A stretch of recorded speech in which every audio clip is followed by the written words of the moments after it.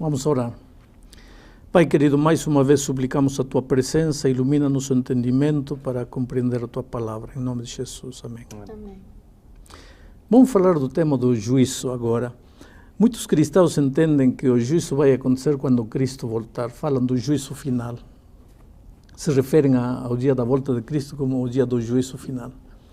Acontece que quando Cristo voltar, Ele vem para dar recompensa aos justos ou aos injustos. Ora, se é para dar recompensa, quer dizer que cada caso já foi ventilado, já foi analisado, já houve um juízo, um julgamento, onde se determinou quem recebia a coroa de vida ou não.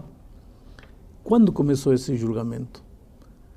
Esse é o tema de nosso estudo nesta ocasião. Vamos a ler Eclesiastés capítulo 12, 14, diz assim: porque Deus há de trazer a juízo todas as obras, até as que estão escondidas, quer sejam boas, quer sejam más. Quer dizer, não só as obras, até os sentimentos e pensamentos. Deus vai trazer a juízo, vai haver um julgamento. Mas não é só isso. Vamos aqui a 2 Coríntios capítulo 5, versículo 10, diz: porque importa que todos nós compareçamos perante o tribunal de Cristo, para que cada um receba segundo o bem ou o mal que tiver feito por meio do corpo. Importa que todos nós compareçamos perante o tribunal de Cristo. Agora, Atos capítulo 17, versículo 31, diz: por quanto estabeleceu um dia em que há de julgar o mundo. Quer dizer que o dia do julgamento já está estabelecido. Há um dia em que vai começar esse juízo. E não é por ocasião da volta de Cristo. Por ocasião da volta de Cristo será a entrega da recompensa. Mas há um dia prévio à volta de Cristo em que começará o julgamento. Quando é esse dia? Para entender isso, temos que ler necessariamente o que diz Daniel, capítulo 8, versículo 14. Diz assim: ele me disse, até 2300 tardes e manhãs, e o santuário será purificado. Por isso é que nós tivemos que estudar o tema do santuário num estudo passado. Existe um santuário lá nos céus. O santuário de Israel na terra foi feito seguindo o modelo mostrado por Deus a Moisés. Que modelo? O modelo do santuário celestial. Existe um santuário verdadeiro lá nos céus. Tem muito cristão que não entende isso, mas, como vimos na lição passada, é contundente, claro e cristalino. A Epístola de Hebreus nos fala de um santuário nos céus. Muito bem. Aqui Daniel diz que esse santuário será purificado.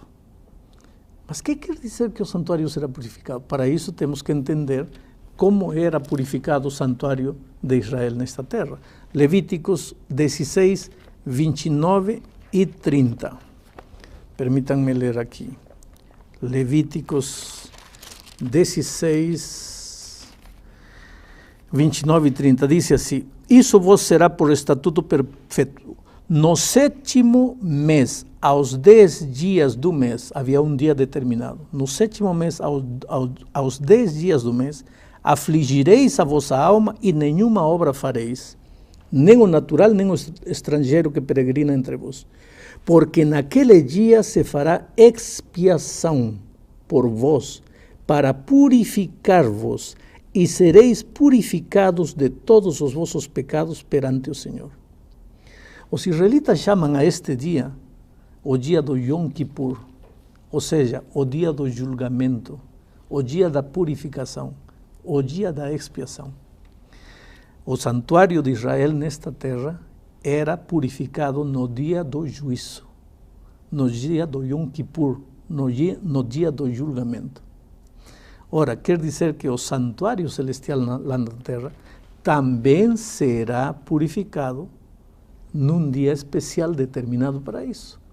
E Daniel nos mostra qual é esse dia. Diz, até 2300 tardes e manhãs. Esta é uma profecia muito comprida, que eu não tenho tempo para explicar agora. Mas esta profecia começa a correr a partir do ano 457 a.C. E se contarmos de aí para aqui, vamos ver que termina exatamente no dia 22 de outubro de 1844. Esse dia, de acordo com o que diz a profecia, o santuário seria purificado. Ou seja, o julgamento começaria lá nos céus. Sabem uma coisa? A humanidade não sabe, Este é um tema completamente desconhecido pela humanidade. Mas o 22 de outubro de 1844, enquanto todo mundo estava distraído, jogando bola, comprando, vendendo, lá nos céus estava começando o dia do julgamento da humanidade. A começar por Adão, Eva, Caim, Abel, um por um. Todos os seres humanos começaram a ser julgados. E quando terminar esse julgamento, então Cristo voltará a esta terra. Neste momento, o juízo está em plena execução. Está sendo realizado, os livros estão abertos, o juízo começou. Pastor, uma primeira dúvida, que a gente tem algumas, não é, Omar? O senhor falou no comecinho que nesse julgamento, todos os nossos pensamentos, ações, atos, enfim, palavras, tudo vai ser julgado. Mas nós estudamos agora há pouco que seremos salvos pela graça. Então, por que eu tenho que ser julgada pelas minhas obras? Veja, tudo que você fez desde que nasceu está registrado nos livros da vida dos céus. Tá? Mentiu, roubou, assassinou, fez isso, fez aquilo, fez outro, Você encontrou a Cristo e aceitou a graça? Então está escrito aqui ao lado. Apesar que Márcia fez tudo isto, aceitou Jesus, a salvação pela graça, perdoada.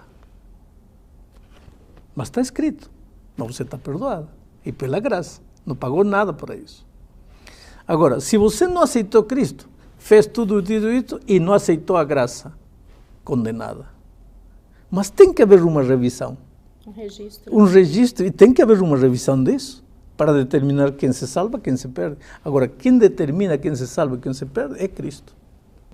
Agora, pastor, dá até um pouquinho de medo, né? Porque quando a gente pensa em julgamento, imediatamente vem à nossa mente aquela cena, né? Do juiz, os réus, os advogados, os promotores, enfim. E imaginar essa cena reunida lá no céu julgando o meu caso. A gente tem que ter medo disso? Veja, vamos a dizer que você comprou uma casa com sacrifício, com esforço. Aí um dia você vai a visitar a sua sogra com o esposo, com os filhos, e vem o vizinho e toma posse da tua casa.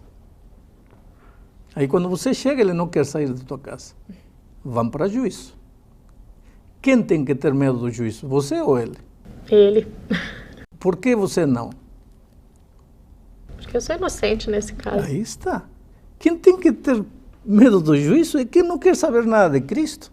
Agora, se você está em Cristo nova criatura é, por que você tem que ter que... Ao contrário, nesse dia do juízo vai se determinar que teu inimigo destruiu você e que agora a vida eterna que ele pretendia te tirar é tua, porque você aceitou isso por graça, como uma oferta maravilhosa de Cristo, e ele está condenado por ter feito você sofrer. Pastor, eu estou imaginando a cena do julgamento. E, na verdade, ninguém gosta de ser julgado. Mas eu estou imaginando que, nesse momento, eu estou sendo julgado pelo céu. Mas, numa cena de julgamento, tem o réu, que nesse momento sou eu, e existe ali o advogado e o juiz. Uhum. E também as testemunhas, né? Só consegue fazer com que esse quadro fique mais claro para mim? Eu sou o réu, mas quem que é o juiz? Quem que é o advogado? Quem são as testemunhas? Perante esse caso aqui, já que eu estou sendo julgado. Muito bem. Em primeiro lugar, quero te dizer uma coisa. Deus nunca determina nada, nem recompensa, nem condenação, sem investigar. Quando Adão e Eva pecaram, Deus veio, chamou Adão e Eva, venham aqui, e começou o julgamento para eles. Veja o que está registrado aqui em Gênesis, capítulo 3, a partir do versículo, vamos a dizer, 9. E chamou o Senhor Deus ao homem e lhe perguntou, onde estás? Primeira pergunta, Adão, onde estás? Ele respondeu, ouvi a tua voz no jardim porque estava nu, tive medo e me escondi. Agora vem a segunda pergunta, quem te fez saber que estavas nu? Terceira pergunta, comeste da árvore que te ordenei que não comesses? Houve um juízo. E depois desse juízo, ele foi expulso. Foi achado culpado. Deus nunca condenaria, nem daria recompensa para ninguém, se não julgasse. Agora, no livro de Hebreus, nós encontramos e os espectadores estão vendo na pantalla o texto, a descrição perfeita do juízo. O varão vestido de branco aparece, os livros são abertos e o julgamento começa. Está descrita aí a hora do julgamento da humanidade. E tudo isso aconteceu a partir do 22 de outubro de 1844, porque a profecia dizia 2.300 tardes e manhãs e o santuário será purificado. Mas eu ainda insisto na pergunta. Quem que é meu advogado nisso daí? Quem que é o juiz que vai dar agora a sentença? Porque essa sentença é a sentença da vida ou da morte. E alguém vai me julgar e vai ler a sentença. O Elmar está salvo, o Elmar está perdido. Quem será essa pessoa? Veja, eu vou te ler um texto da Bíblia aqui em 1 de São João. Diz assim: Filhinhos, estas coisas vos escrevo para que não pequeis. E se alguém tiver pecado, advogado temos para com o Pai, a Jesus Cristo, o justo. Teu advogado no julgamento vai ser o Senhor Jesus Cristo. O juiz vai ser o Pai. Agora, pode haver um melhor advogado para entender você que um Deus que se tornou homem para entender como você se sente quando está com fome, quando está solitário, quando está triste. Veja, muita gente diz, eu não conheci meus pais, zombaram de mim quando era criança porque eu não tinha pai. Eu quero que você pense um pouco. Quando a Virgem Maria saiu dizendo, olha, eu estou grávida, mas não fiquem aí suspeitando errado porque estou grávida do Espírito Santo. Você acha que o povo era diferente de hoje? O que você faria se tua filha de 16 anos aparece dizendo, pai, estou grávida, mas fica aí calmo que é do Espírito Santo? O povo lá era igual que agora. Quando Cristo de 2, 3 anos andava na rua, o povo, as línguas afiadas, diziam, olha o filhinho do Espírito Santo lá. Cristo sabe o que é ser escarnecido, o que é ser caçoado, o que é ser traído pelos melhores amigos, o que é ser tentado, o que é não ter o que comer. Ele um dia disse, as raposas têm covis, os passarinhos têm ninho, o filho do homem não tem onde encostar a cabeça. Cristo sabe tudo e ele é teu advogado. Portanto, quando ele te defender, vai dizer, eu sei como ele se sente, eu sei como ela se sente, porque eu fui como eles, e eu sei como é a tentação, e eu sei como é a provação. Eu tenho confiança de enfrentar o juízo sem medo, porque, primeiro, porque estou escondido no sangue de Cristo, e porque meu advogado defensor vai ser o Senhor Jesus Cristo. Pastor, tem uma passagem na Bíblia, se não me engano no livro de João, que diz alguma coisa assim, quem nele crê não será julgado. O que exatamente essa passagem quer dizer? Porque se você está nele, as consequências do juízo não são para você, as consequências terríveis do juízo, de condenação. Quem está em Cristo, que venha juízo, que não venha juízo, que me importa, estou em Cristo e eu estou salvo. Né? Claro que vai haver o juízo. É uma expressão para dar a entender que quem está em Cristo não tem que ter medo do juízo. Esse texto é João capítulo 3, versículo 17, só reforçando aqui, mas... Isso. Porquanto Deus enviou o seu Filho ao mundo, não para que julgasse o mundo, mas para que o mundo fosse salvo por ele. Aí vem o 18, né? Que parece que é bem claro. Quem nele crê não é julgado. Por quê? Porque ele veio para salvar o mundo. Agora, você crê nele, já não precisa ter medo do juízo. Vai passar pelo julgamento, porque... inclusive, já estudamos o tema do milênio, ou vamos a estudar o tema do milênio, quando os remidos de todos os tempos analisem as folhas, bom, ele foi um pecador, mas na última hora se arrependeu, ele foi um pecador, mas aceitou a graça de Cristo, está salvo. Está tudo comprovado nos registros celestiais, nada está apagado. Então, pastor, pelo que eu estou entendendo, nesse exato momento eu posso estar sendo julgado, no céu, pelos meus atos, pela minha fé, por aquilo tudo que eu tenho feito na minha vida, e aí então, julgado uma vez, julgado para todo sempre. E aí então, aonde que eu vou receber essa recompensa do meu julgamento? Seria mais ou menos isso? Não. Eu imagino que o julgamento começa pelos vivos, pelos mortos. Os mortos. E terminando com os mortos, começa com os vivos. Certo. Só que não há uma linha divisória exata, porque cada minuto morre e cada minuto nasce gente. Eu suponho, tudo conjectura humana, porque coisas que a Bíblia não me revela eu não posso te responder, que o julgamento dos vivos dura um período muito curto de tempo. Deus vai dizer, agora, mas ele se demora tanto, de 1844 aqui para julgar. Aí vem o que Paulo disse, o Senhor não retarda sua vinda, como alguns consideram tardança, mas é paciente, esperando que todos se arrependam. Ele espera. Ele está demorando, está enrolando o juízo, não porque não é como aqui que agarram um processo, colocam debaixo. Não. Ele está esperando, para que ninguém diga, eu me perdi porque o Senhor se apressou a julgar meu caso. Mas vai chegar, porque a história do pecado tem que ter um fim, vai chegar um momento em que o julgamento vai acabar. Agora, por que eu não sei qual é o dia em que vai ser ventilado o meu caso? Porque se eu soubesse que meu caso vai ser ventilado 14 de outubro do ano 2008, então até o 13 de outubro de 2008 vou viver a vida perdida, e o 14 me arrependo e estou salvo. E não é assim. Cristo, sua vinda vai ser surpressiva, seu julgamento para mim vai ser surpressivo. Eu sei que em qualquer momento posso ser julgado, portanto tenho que estar vivendo cada dia escondido nos braços maravilhosos de Cristo, que é minha única segurança para o julgamento. Pastor, uma coisa é certa, né? Quando Jesus voltar, é sinal de que todos os casos foram passados no juízo celestial. Não é? E a partir daí, acabou, não há mais chance para mais ninguém. A Bíblia parece que fala alguma coisa sobre mais um juízo. Apocalipse não, eu não encontro na Bíblia que diz que tem mais um juízo. Diz, aquele que é justo, continua justo. Aquele que é injusto, continua injusto. Acabou. Se fechou o tempo da graça, terminou o juízo, tchau, já não tem mais julgamento. Hoje é o dia de boa nova. Hoje é o dia de salvação.